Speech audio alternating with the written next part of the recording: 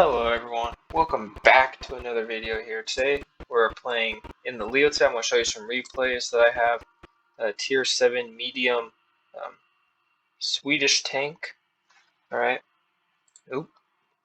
alright, so if you look here at the line, this goes into the mill 2, Kron, alright, for the tier 10. Whereas this medium goes into a heavy line. 1200 hit points, 110 turret armor, 70 in the hull. Not crazy good. It gets much better when we get to the Emil, because I mean it's a heavy tank. So we're here. We got pretty good concealment, really good DPM, slightly more if we use the tier 6 gun, but we do way less damage, so not entirely worth it in my opinion. Because you want to do a lot of damage, and I mean we have double the reload, but double the damage, so it evens out. Dispersion's really bad though. 0.4. It's awful. Aiming time is not too bad. Alright, 10 degrees of gun depression is still amazing. That is really good gun depression. You can work a lot of ridge lines and hills and stuff, and I think you'll see that in the replays that I have. So we're just gonna watch these last two. I win one, lose one. So we're gonna here to Yamato Harbor. Alright. So this is the game that we lost, but it's not the end of the world. Alright. So you can see here I got the Yo, Senevente Contracaro, T-34 LTB, me SU-152, and the San Emil. They have a J-Panther, their own Senevente Contracaro 64, and the 56. They have the Tier 7 and the Tier 8, AMX, IS, Magnate, alright, and a Tiger 2. So they have a pretty good lineup. Alright, so I immediately come here to base C, because this is where mediums are supposed to go. You can see on the main map that our heavy and teams are coming over here too. This AMX isn't really playing that smart. He kind of just pushes us, not using the ridge. Me and the LTB take advantage of that. We both get a shell into him.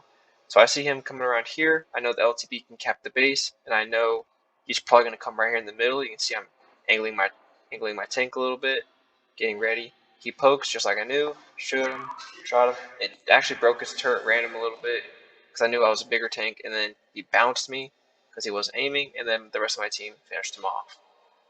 So now I see a few other tanks over here. I don't know exactly where their team is, and as you can see, I just found their J-Panther 2. That hit me for a good chunk of my hit points, 482. I tried to see if I could shoot another shell, but then there's the Magnate, so I put a shell into him, 306, good roll. I got 1,000 damage already. Then I see the Tiger 2 way over here, and so I know that I need to help my team out and finish the Tiger 2. He's one of the most dangerous tanks on their team. Fortunately, that shot missed. Didn't really think that shot would hit. So I know that I can't hit him from here, so I have to drive forward. Right, you see my Senevente right over there. There's Seneventes right there. I didn't really take notice of that right away. Alright, I can't pin him. Load a premium shell right through the side of his turret.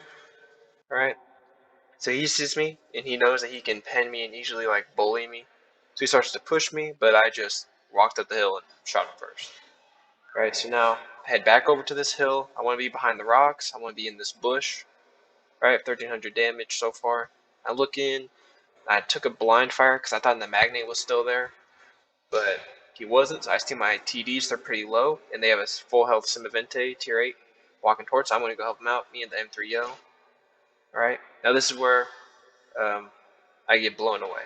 Yeah, their whole team's right there. I knew I was going to bleed. Yep, Magnate shot me. I tried to pokes. The Senevente super heavily armored. I had to load a premium shell. Then I need to focus the Magnate to help my M3Yo, and I do, and he dies, which is good. But now it's me versus the Senevente. I try to side scrape a little bit, as we covered in the last video, but because of my weak side armor, and this tank's just immense DPM, tried to load another premium shell, did not work. So at that point, he's put 2 shells into me, right? And I'm pretty sure he has a 3rd shell, so I didn't. So I tried to move, but his first shell might have hit me instead of the Magnate.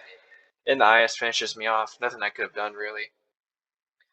So, overall, good game. 1,900 damage. It was the most damage on the team, but we did end up losing this game. Alright, so now we're going to go into the next video. The next replay, I mean. Alright, so not too crazy of a game. Didn't do that much. But now let's go into the second game right here. Alright, we did win this game. And this is where I'm going to show the gun depression, right? This tank, 10 degrees is really good, right? Now, I didn't say anything on this map because I usually just tell my team where I'm going when there's checkpoints, but there's none of those, or I guess bases.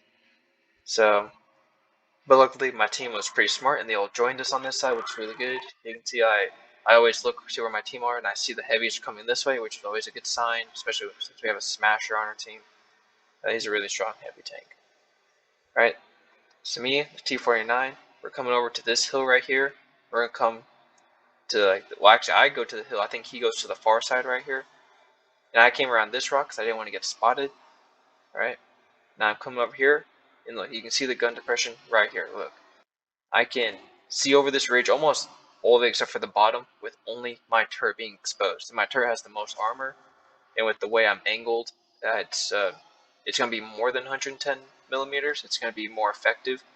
Alright, so there's AT7. He fires a shot. He misses. Right, he puts on his reload boost. He has a really fast reload anyway. He bounced me again before I could even load in. Remember, I have like a 4.6 second aiming time, so he has a really high DPM, really fast, high damage gun. Really heavily armored, but super slow. I saw that second shot. I thought that was going to pin him, but dispersion kind of got to me. So I poked this hill. Again, I'm using the rock to cover, and I finish off the LTG. So I want to get a shot into the low, alright? So I don't have a premium shell loaded yet, but I do load a premium shell. I can't pen him frontally. He's not looking at me. I can see I can get his turret. There's a little spot right there in the front I'm trying to get to. I can't see it. The AT7 hits me. Load a premium shell. Miss. Doesn't matter. Right, AT7 puts another shot at this point. I feel like he's tunneling me. I'm not really sure why he's only shooting me. Then there's the minimap, and I'm the only person he can shoot. He's not moving. So I'm just going to sit behind this rock, kind of in this fallen tree here, acting as a bush. I'm going to wait until I go undetected.